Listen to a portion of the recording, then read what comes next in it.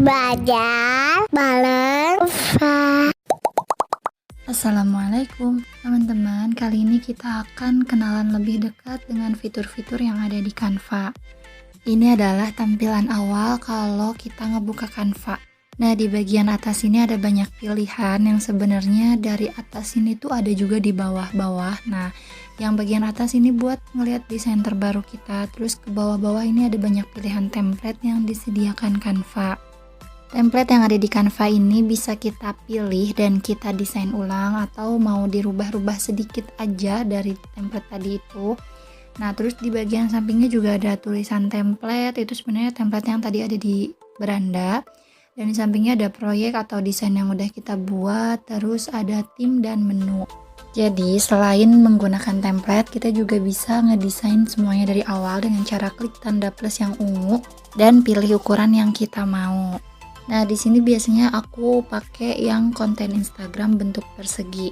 Kita buka dan bakal muncul tampilan kayak gini. Nah, di kanvas kosong ini akan ada toolbar di bagian atas, ini rumah untuk kembali ke beranda. Terus juga ada titik 3 yang fungsinya ini untuk ngerubah nama file, terus juga buat import file dan lain-lain. Nah, ini kita bisa atur tampilan editornya mau kayak gimana. Dan pokoknya yang di titik 3 ini berhubungan sama file yang kita buat. Tools yang bentuknya kayak kertas bertumpuk ini fungsinya untuk merubah ukuran desainnya, tapi fitur ini hanya untuk menggunakan Canva Pro. Kemudian yang lambang panah ke bawah ini fungsinya untuk mendownload dalam bentuk foto. Lambang panah ke atas ini untuk mendownload tapi dalam bentuk-bentuk yang banyak. Jadi teman-teman juga bisa langsung nge-share di media sosial yang lain, itu lewat yang tadi. Nah, kemudian di bawahnya ini di tanda plus banyak pilihan template, terus juga ada elemen grafis kayak gini-gini. Terus juga di sampingnya ada galeri, artinya kita mau masukin foto dari galeri atau dari unggahan. Unggahan itu yang dari galeri kita masukin. Terus juga ada teks. Ini di sini teman-teman bisa masukin teks sesuai kebutuhan dan bisa menggunakan template yang ada dari Canva. Nah, yang bagian proyek ini artinya kalau misalkan kita udah ada desain yang pernah kita buat, ini bisa langsung dimasukin ke kanvas dengan cara klik-klik aja dan otomatis dia bakal muncul ke dalam kanvas. Terus juga kita bisa masukin audio, video, dan lain-lain yang sebenarnya ada di aplikasi ini ya, karena ini udah aku buat sebelumnya jadi dia muncul. Nah, di bagian aplikasi ini ada banyak ya, jadi kita juga bisa masukin bahkan sampai Google Maps. Ini biasanya buat desain undangan. Jadi bisa kita langsung masukin aja alamat yang ada di Google Maps. Terus selain itu kita juga bisa tambahin foto latar belakang dan dari aplikasi-aplikasi terkenal misalkan kayak YouTube, terus juga Google Drive dan dari Instagram. Nah, itu tadi adalah fitur-fitur yang muncul kalau kita ngeklik tanda plus. Kita juga bisa nambahin kanvas baru dengan klik tanda plus yang ada di samping kanvas. Atau kita juga bisa ngeduplikat kanvasnya dengan cara klik duplikatkan. Saat kita klik elemen dan teks akan muncul pilihan yang berbeda. Nih misalkan aku mau ngeklik yang elemen, nah dia bakal muncul pilihannya buat ganti, buat ngasih efek. Efek-efek di sini nih sama ya kayak buat ngapus latar belakang. Terus juga kita bisa kasih bayangan atau bikin smart mockup, terus tambahin bingkai dan lain-lain. Selain itu di bagian elemen tadi bisa kita tambah filter, terus kita sesuaikan juga. Ini sesuaikan mulai dari kecerahan, kontras, buram dan lain-lain. Terus juga bisa kita pangkas. Nah, dipangkas misalkan kita cuma mau ngambil bagian kepalanya doang kayak gini tuh bisa. Tinggal klik-klik aja, terus kalau misalkan mau dibalikin kita tinggal klik undo yang ada di bagian atas.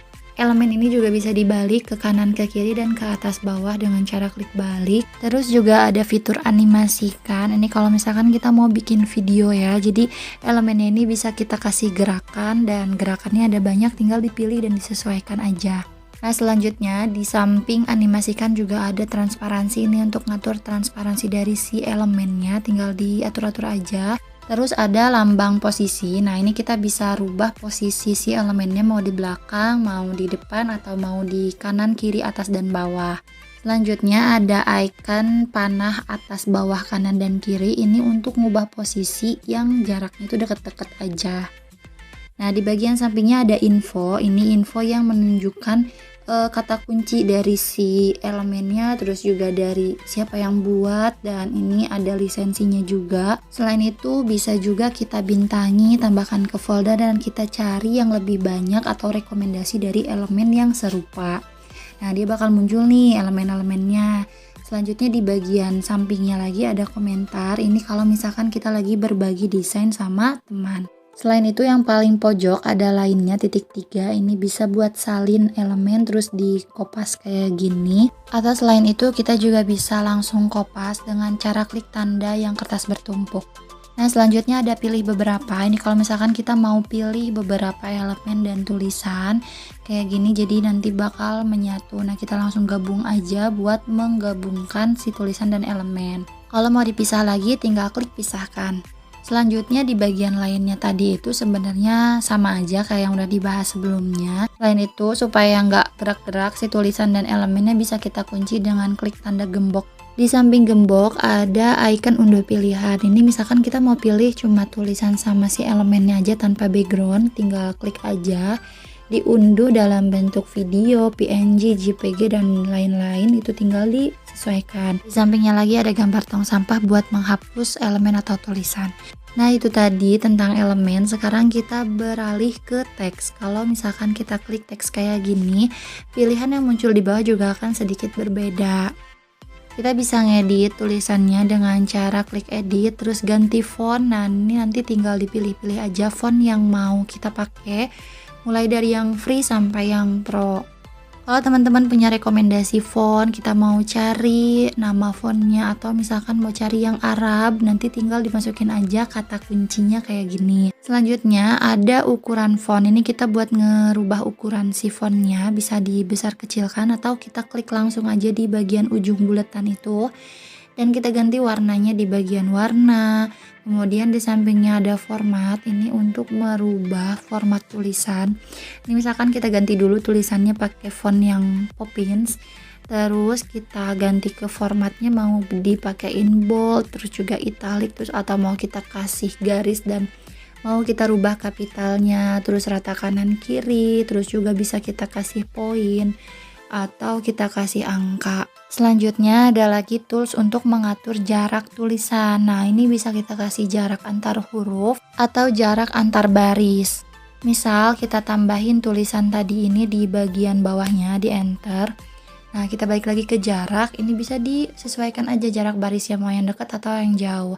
Di sampingnya lagi ada efek untuk tulisan, bisa dikasih bayangan, timbul, berongga, dan lain-lain. Selain itu juga di bagian sampingnya kita bisa atur lengkungannya. Nah, lengkungannya ini bisa diatur sampai lengkung banget atau biasa aja. Kemudian di sampingnya lagi ada animasikan. Bagian animasikan ini sama bentuknya kayak elemen tadi, jadi kita bisa kasih gerakan buat tulisannya. Selain itu di sampingnya ada transparansi dan ada posisi untuk merubah, ada di posisi kanan, kiri, atau di depan dan di belakang. Kemudian selanjutnya juga ada geser.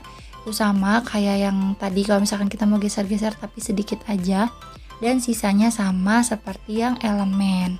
Nah, itu tadi tools-tools yang ada di Canva, dan lebih jauh kita akan praktek di tutorial-tutorial selanjutnya.